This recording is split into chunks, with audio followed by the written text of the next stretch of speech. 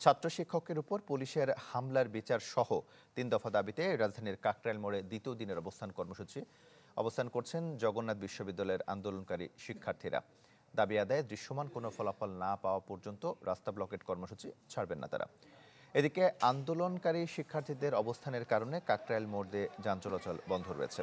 ৭০% আবাসন ভাতা, আগামীর বাজেট কাটছাট না করা এবং দ্রুত একনেক সভায় দ্বিতীয় ক্যাম্পাসের প্রজেক্ট অনুমোদনের দাবি জানান তারা। এই কর্মসূচিতে ক্রিয়াশীল সকল সংগঠন ও শিক্ষকদের একাত্মতা রয়েছে। এদিকে ক্যাবিনেট মিটিং শেষে শিক্ষার্থীদের সাথে বসবেন প্রধান উপদেষ্টা। ছেলেদের অন্যান্য হল করার জন্য আমাদের এখানে নির্দিষ্ট জায়গাও আছে, শুধু সরকারের ইচ্ছার অভাবের কারণে আজকে আমাদের এই ছেলেদের এই দাবিগুলো পূরণ হচ্ছে না। যারা শান্তিপূর্ণভাবে জগন্নাথ থেকে এই পর্যন্ত এসেছে, তারপরেও পুলিশ কিন্তু তাদেরকে খুব বাজেভাবে আচরণ করেছে তাদের সঙ্গে। যতক্ষণ পর্যন্ত আমাদের দাবি আদায় না হবে আমরা রাজপথে থাকবো। আমরা শিক্ষা মন্ত্রণালয়ে গেছি, আমরা অর্থ মন্ত্রণালয়ে গেছি, আমরা ইউজিসিতে গেছি, আমরা বারবার এখানে যতগুলা স্টেক হোল্ডার আছে সবাইকে আমরা জানাইছি, আমরা বারবার গেছি। এখন আমরা সর্বশেষ স্টেজে আমরা প্রধান উপদেষ্টার কাছে আসছি। এ বিষয়ে আরো খবর জানাতে কাকরাইল মোড় থেকে আমাদের সঙ্গে যুক্ত হচ্ছেন হিরণ খান। হিরণ, বর্তমান পরিস্থিতি আমাদের জানাবেন। এলএমই সার্টিফাইড বিশ্ব সেরা কপারে তৈরি ওয়ালটন কেবলস, যা আপনার স্থাপনাকে রাখবে সব সময় নিরাপদ।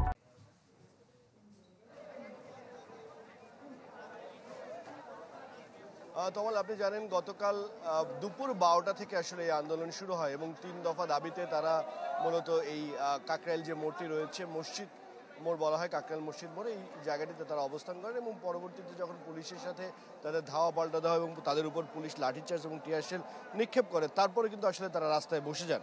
এবং তারপর থেকে আমরা দেখেছি এখন পর্যন্ত, আজকে পর্যন্ত, গতকাল থেকে শুরু হয় আন্দোলন, আজকে পর্যন্ত কিন্তু বৃষ্টি, ঝড় কিংবা কড়া রোদ উপেক্ষা করে কিন্তু তারা এখানে অবস্থান করছেন ছাত্রছাত্রীরা। এবং এছাড়াও শুধু ছাত্রছাত্রী নয়, আপনি দেখেছেন এর আগে শিক্ষকরাও এখানে অবস্থান করছেন।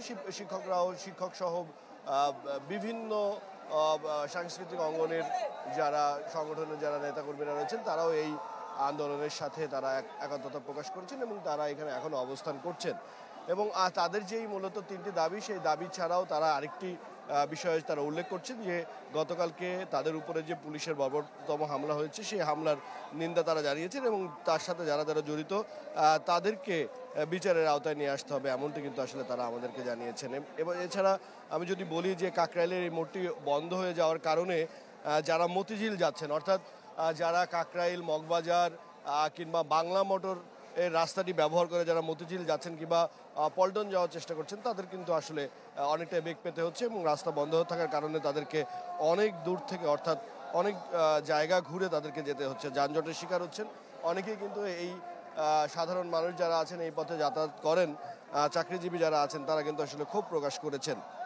এবং এছাড়া আমরা ছাত্রদের সাথে কথা বলেছি, ছাত্ররা যেটা বলছিলেন যে যতক্ষণ পর্যন্ত না তাদের এই দাবি আদায়ের যৌক্তিক কোনো সমাধান আসবে, ততক্ষণ পর্যন্ত তারা এখানে অবস্থান করবেন, এমনটি কিন্তু আসলে তারা দাবি করছেন। এবং আইনশৃঙ্খলা বাহিনীর সদস্যরা আজকে আমরা দেখতে পাচ্ছি যে শুধুমাত্র যে যমুনার যে জায়গাটি, যে রাস্তাটি রয়েছে, সেই রাস্তাটি তারা নিরাপত্তার চাদরে মুড়ে রেখে আশপাশে এলাকা কিন্তু আসলে তারা ঢিলেঢালা ভাবেই তাদের অবস্থান আমরা দেখতে পাচ্ছি। এবং এখন পর্যন্ত ছাত্ররা যেটা বলছেন, এই বৃষ্টি কিংবা ঝড় কিংবা যতই পুলিশি আক্রমণ হোক না কেন, তারা বলছেন যে যতক্ষণ পর্যন্ত তাদের দাবি যৌক্তিকভাবে মানা না হবে, ততক্ষণ পর্যন্ত আসলে তারা এখানে অবস্থান করবেন।